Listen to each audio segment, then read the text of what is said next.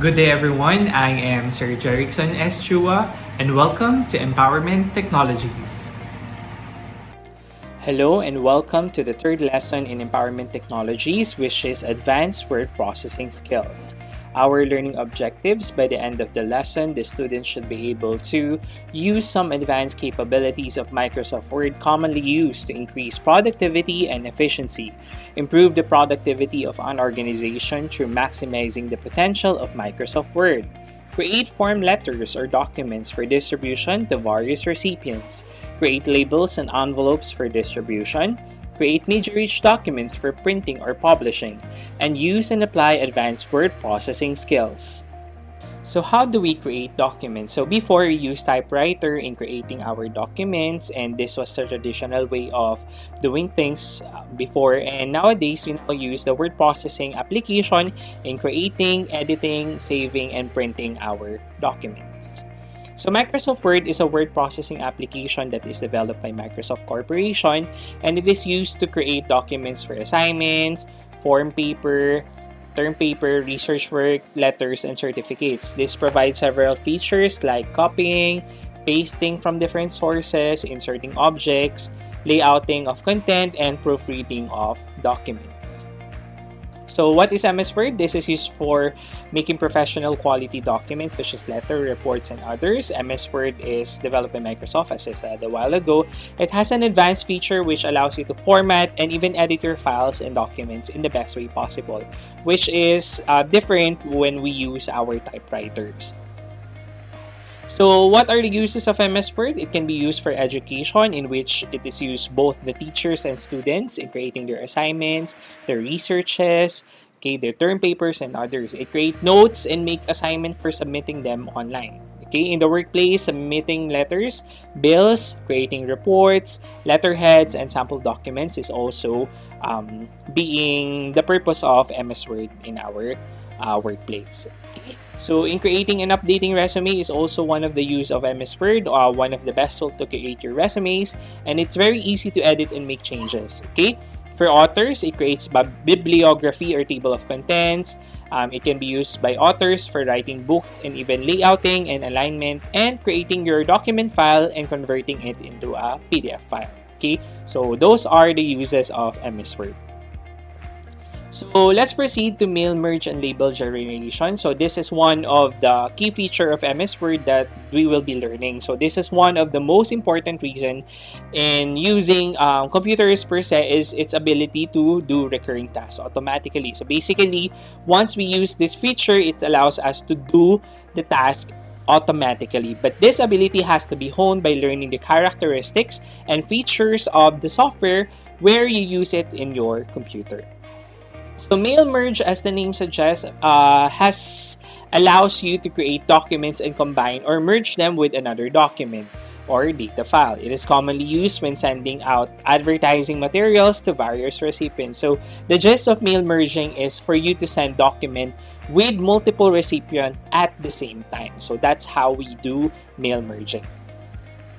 So there are two components of mail merge. We have what we call your form document, which is generally the document that contains the body of the message that you want to convey or send.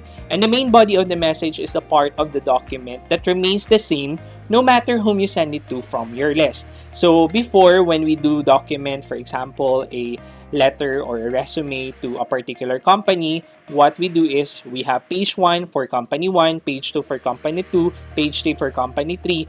But the content is the same, but we just change the company itself. But using form document, you only have one page for all the companies. So how we can do that? We will see that in a video later on. So in mail merging, or what we call form document, this is also included in the form where it is called a placeholder. This is referred to as data fields or merge fields. This marks the position on your form document where the individual data or information will be inserted. So the placeholders are denoted or marked by double-headed arrows. So we can see this later on once we see the sample on our document. So So this is what we call our placeholder. So as you can see, we have the name, the company, address line 1, address line 2, address line 3, and the title. So those are the placeholders. So in this particular placeholders, we can place here the different information that you will be using for this particular file. So as I said a while ago, this can be the field where the different companies will be inputted, while this letter will be sent to those multiple companies.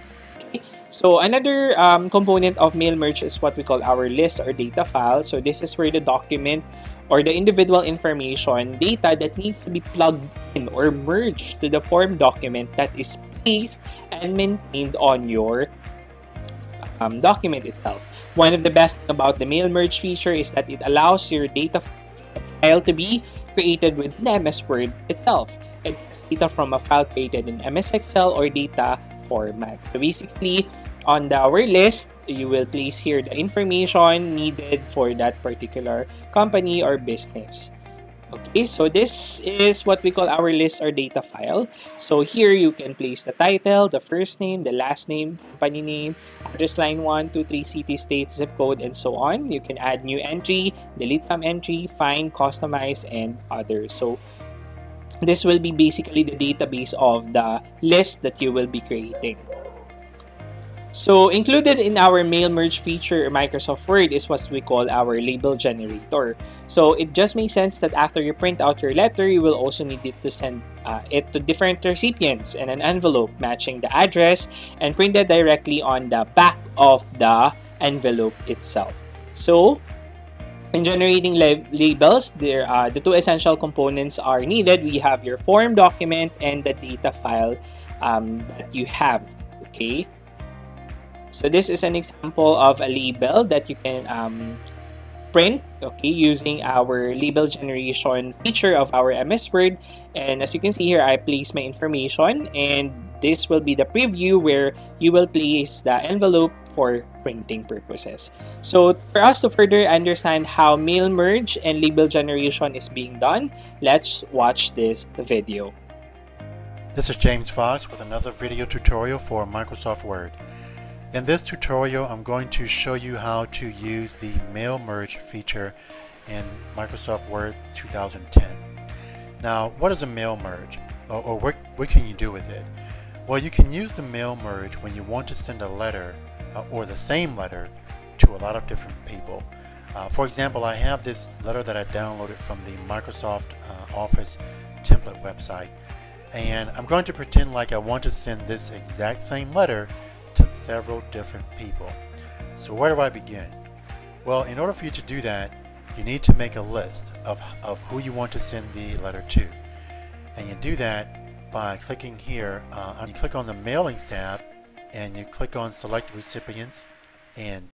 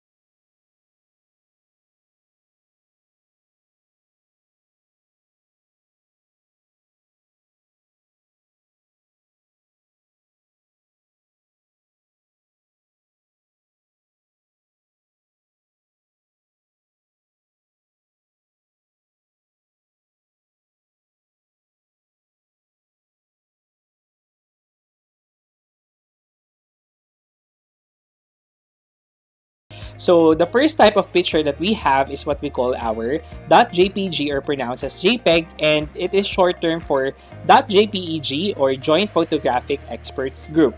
It identifies a kind of data compression process that usually to make it more compatible and portable through the internet.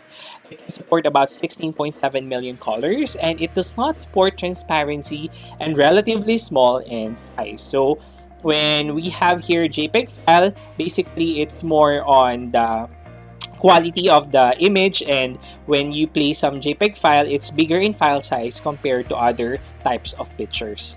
Next, we also have what we call the GIF, or this stands for Graphics Interchange Format. This type of image file is capable of displaying transparencies, and it is capable as what we call simple animation, as seen on this example. Okay, it's capable of supporting about 256 colors, so it is mostly used for logos and decors, and it's very limited and generally solid in colors. And we can only integrate some GIF in our presentations, okay, in our websites, okay, and other kinds of files, okay. Next, we also have PNG, which is pronounced as PNG. So this stands for Portable Network Graphics. Its development was basically for the purpose of transporting images on the internet at a faster rate. It can display up to 16 million colors, and it is also good in transparencies, but does not support animation. So that's the downside of the PNG file or PNG file. Okay, compared to JPEG, JPEG has 16.7 million, while PNG we have 16 million colors only. Okay, so usually PNG are used in transporting images faster on the net. The next type of material that we can integrate on your Word file is what we call our clip art. So this is generally .gif type and line art drawings that are used to generate representation of ideas and objects. And you may also want to integrate it in your documents, where there are a lot of clip arts on the net that you may also place on your Word file. We also have shapes, so these are printable objects or materials that you can integrate in your document to enhance its appearance and allow you to have some tools to use for composting and representing your ideas or messages. These are used for layouting poster and other graphic materials for advertising. And aside from that, you may also use this for flow charting, okay, creating some basic process and so on, okay.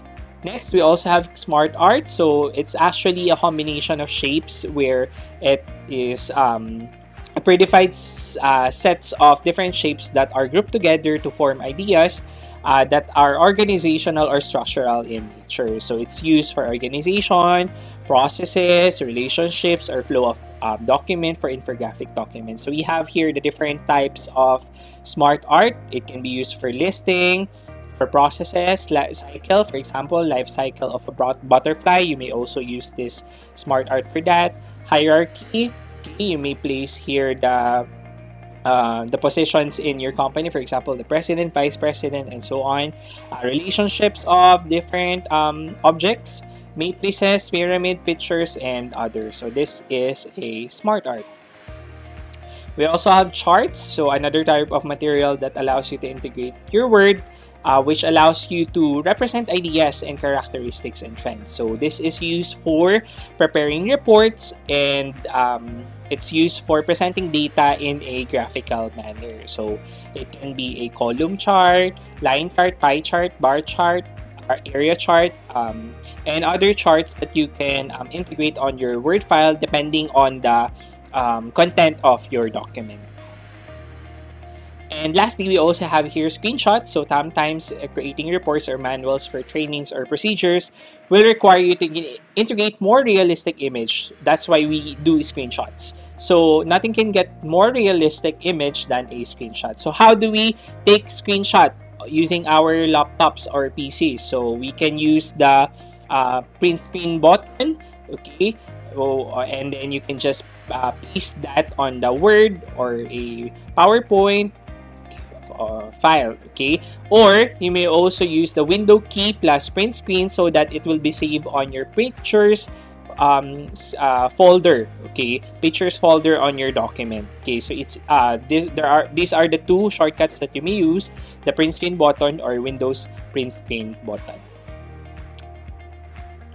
So let's proceed to image placement. So image placement is another feature of MS Word where you can integrate images on your Word file, and there are several types of image placement. It can be in line with text, square, tight, through, top and bottom, behind text, in front of text, and so on. And by default, we use in line with text when we place some images on our Word. So for us to better understand how image placement works, let's watch this video.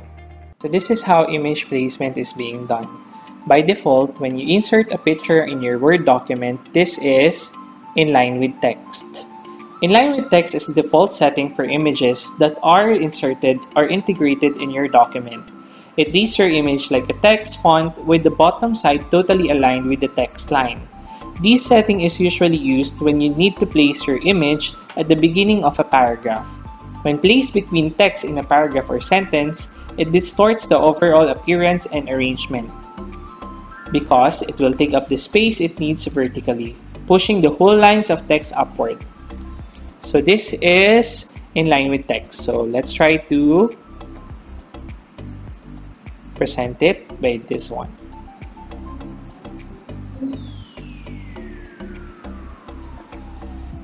Okay. The next one is square. So this setting allows the image you inserted to be placed anywhere within the paragraph, with the text going around the image in a square pattern-like frame.